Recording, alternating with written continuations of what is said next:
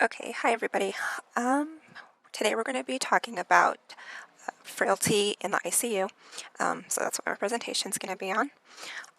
We'll start off with the prompt that's posted on Canvas. It says, a 90-year-old female is admitted to the ICU with acute gastroenteritis and severe electrolyte derangement. She has a BMI of 19 and is fragile looking, with apparent failure to thrive. She is mildly lethargic and the family is at bedside. In your video, adjust your ethical decision-making and caring for this patient. So that's what we're going to do today. I have the treatment for the acute gastroenteritis on screen, but I think today's focus is going to mostly be on fragility in the ICU. And the objectives for today is what I really want to talk about is to be able to define frailty, and there's actually more than one definition, and then to recognize and assess for someone who's frail using some validated tools, and then we can talk about how we address the clinical case that we have. How do you define frailty? Just to start off, there's maybe you know or don't, there's some characteristics and synonyms that kind of come to mind when one is frail. And mostly you think of somebody of older age and maybe something like sarcopenia. So what is it? So basically there's the central concept of geriatrics. And while this definition remains kind of a matter of debate, there's often two camps, I guess, if you will, of thought. Either you know frailty when you see it, versus it's a specific clinical syndrome, which with easily definable characteristics. And one point that I think is important to bring up with this is that if you know it's just something that you know when you see it, most likely you're going to be able to detect it in its most severe forms. When you're going to miss pre-frailty or milder forms, and that's a critical piece, because those are the times with intervention is appropriate and able to prevent progression, and that's when really it's the most effective and when you have the highest yield. Who is at risk for frailty? So thinking about who's at risk for frailty is kind of looking at these two different camps, where you have your non-modifiable risk factors and your potentially modifiable risk factors. Of course, like the big one is older age, but it's also important to think about that this is not within the realm of normal aging. Frailty is not an expected outcome of aging, and that it's a syndrome that's separate. And also it's important to remember that women are at more risk, especially women with dementia, or those of African American or Hispanic ethnicity. And then, of course, any condition where you have chronic or systemic inflammatory and genetic predispositions, which predispose them to developing frailty potentially.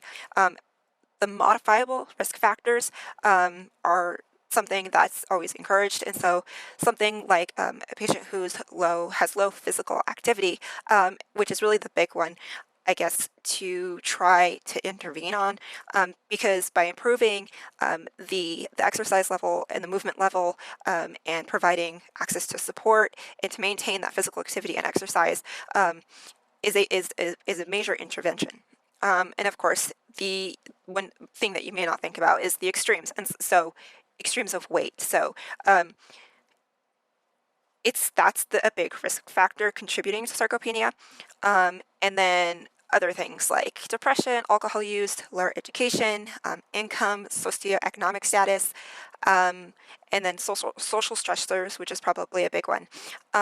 And I think that's part of maybe my criminological background kind of coming in, is thinking that throughout this pandemic, we've sort of been dealing with more frail patients, because of that social isolation at home. And I think that I mean, I haven't read any surveys or anything, but just off of practical experience and conversations, a lot of people have continued to stay home. And it's not just the reduced physical activity, it's actually like that loss of access to community and communication. So another thing to think about, besides just the geriatric population, is that frailty is higher among individuals with HIV. And so when someone is living with HIV for about 8 to 12 years, it appears that by the time they hit 55 years of age, around 14% of them are exhibiting the frailty phenotype. And that's actually, I think, 9 times higher risk than age-matched controls. And I'll have the study in the references for that one. I think it was young, and that's 55 is really young. And then there is the guidelines, and your IAS guidelines suggest that, our IAS guidelines suggest that we begin screening for frailty at the age of 50, which is a lot younger than I would suspect, because generally before doing this research, it was associated with the general geriatric population, but it's recommended around 50. So these people are much younger when they're presenting with the frailty phenotype. And there's also a lot of other elements in the guidelines that have that are geriatric principles, I guess, in nature. And a lot of these is talking about de-prescribing medications. I think it's less than 5 is what you want to be prescribing, addressing polypharmacy, and then of course the ADLs, and of course like our nursing background of fall prevention. But those could get really in-depth topics, and so that's just a few of the concepts. Who is frail and does it matter? Well, so I have some pictures on screen here, but it's pretty easy to see that the cachectic person is probably pretty frail. There's very sarcopenic, and then there's somebody who's very active and who's very fit, and then an older person with high muscle mass, so probably very active, and then bottom you have an obese individual with impaired mobility, as suggested by the motorized scooter. And then the last picture is a lady who you can't really determine if she's frail or not. I mean, she seems to have a normal BMI, and it looks like she's interacting with somebody, but just from observation, it's difficult to define them as frail. And so frailty as a vulnerability to dependence and poor outcomes, frailty is the gradual age-related decline in function resulting in increased susceptibility to disease and death. So as the person becomes more vulnerable, more susceptible to decline in these poor outcomes, there's a graph, but this basically shows that somebody who is of higher function status is more independent, and the red line is someone who's frail.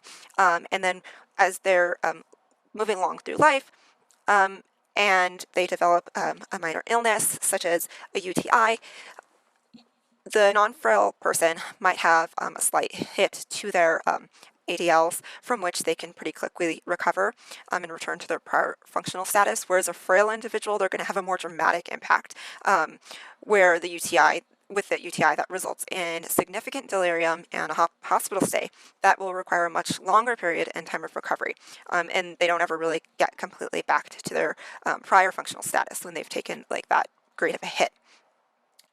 Definitions and assessment tools. So there's the phenotypic and syndromic frailty, and then there's the deficit and accumulation definition. And then there's also some others, but I just kind of want to focus on the phenotypic frailty, which is really based on signs and symptoms of vulnerable adults, whereas the deficit accumulation is a compilation of comorbidities and multimorbidities, and then there's other definitions of biological, which is entirely based on things like sarcopenia, and then there's also like a cognitive frailty, and I think there's other newer definitions with psychosocial frailty, looking at the psychosocial factors, specifically depression. But for clinical practice, some is more useful as research, and some is more useful in practice. The assessments. So there's a few different tools and assessments that you could be using.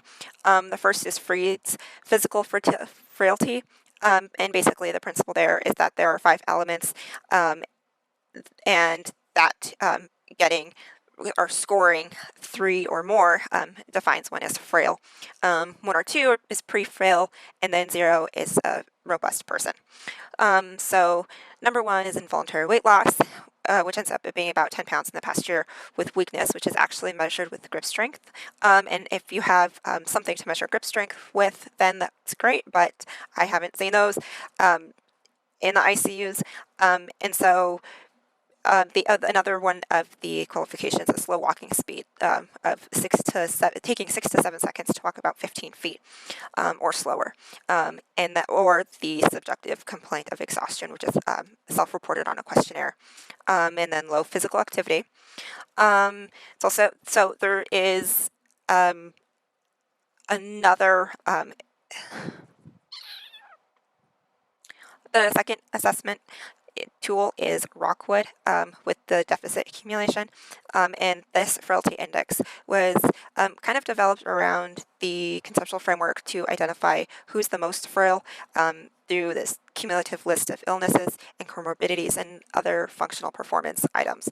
And then there's the other elements from which you get your frailty score index, and then you basically get a degree of frailty. But the one I want to explain most about is CFS9, a pictorial tool which assesses frailty, and I have it up on screen. But basically, it's the most commonly used clinical frailty scale from what I've read. And it's good because it has pictures, and that makes it very easy and very quick to use. And basically, there's a scale from 1 to 9, with 1 being very fit, and then down to 9, which is terminally ill. And basically, number 1 to 2 as well as 3 is someone who's probably managing things pretty well, and 4 is when you kind of come into the vulnerabilities. So the biological definition of frailty, just looking at it biologically, is defined as sarcopenia with some of the research that was found. This is the most definitive way to measure this, just because if somebody who comes into a hospital that does these studies, they're able to get something like a head CT, and they're able to measure exactly the degree of sarcopenia, and that sarcopenia isn't just really the muscle size, but it's also based on strength or low performance. And muscle strength and performance being one of the bases for defining frailty, is by the biological criteria. But there's other definitions on cognitive frailty, like I had mentioned earlier. And then there's other models that show what it's associated with. Okay, so when you are looking at somebody such as the 90-year-old female that is in our clinical case, it's always important to ask what we're going to do with the information once we've diagnosed her. And so I think that the highlight of this topic is to focus on function, mobility, nutrition, and cognition. So functionally, supporting someone with ADL training is usually done, with the OT, and looking out for supportive care and addressing someone's living situation to make sure that this person has adequate support in terms of their activities of daily living, mobility, and exercise. And then also addressing their strength, balance, and endurance, because that's the key to fall prevention. And then also addressing any assistive device usage, and if they have the appropriate assistive device, and if they're using it appropriately, and if it fits appropriately. Nutrition monitoring, and taking weights, and assessing their BMI.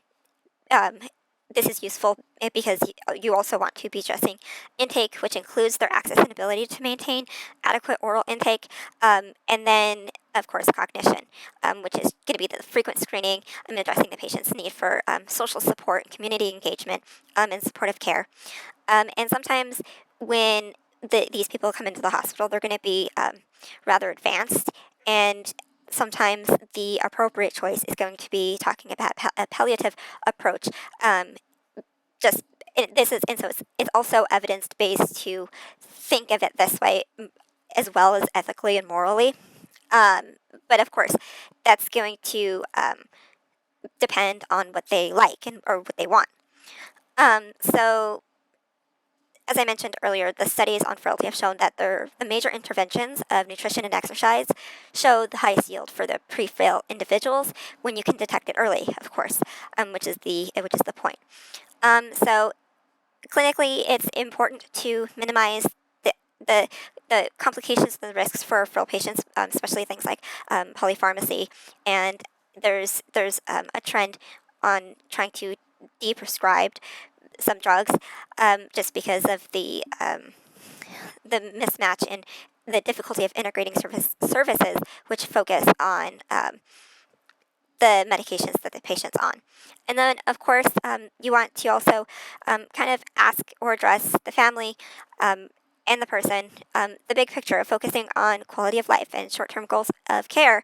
And if someone is presenting to you appearing more frail or you've detected frailty, it's important to check about their goals of care. And I think that's where it's most ethical, and it's an important element in caring for patients, with knowing how frail they are and how to connect those patients with community-based services, and knowing, I guess, what services are available in our area. And so I have those on screen to help us out in case anybody doesn't know. Um, and then there's also just the multi multidisciplinary approach. Um, and this kind of branches into the new care model for older people and frailty. And in one of the studies that I've read, it was described that in 2014, um, that frailty is often identified, but not necessarily addressed, um, when and this is not producing any positive outcomes, because if you're just giving a patient a label without any change in their way of care, or how their care is delivered, and how they're followed, they will sort of present late and in crisis. And that's usually going to be the patient who presents right after a fall, or a septic wound or something, and that their care is largely only hospital based, and only focusing on these disruptive um, incidents. Whereas I think the goal and the point is to identify these people early, and to see them as maybe an older person living with frailty, or just an at risk population who's at risk for frailty, such as the HIV population, who is about 50 years and is not even considered older, but is living with a long term condition. And identifying the preventative and proactive care is usually supported by self management, personalized care, and planning, and having those easily accessible community based resources. Of course, this is all based on studies that I've read so far. I think that does it. Thank you.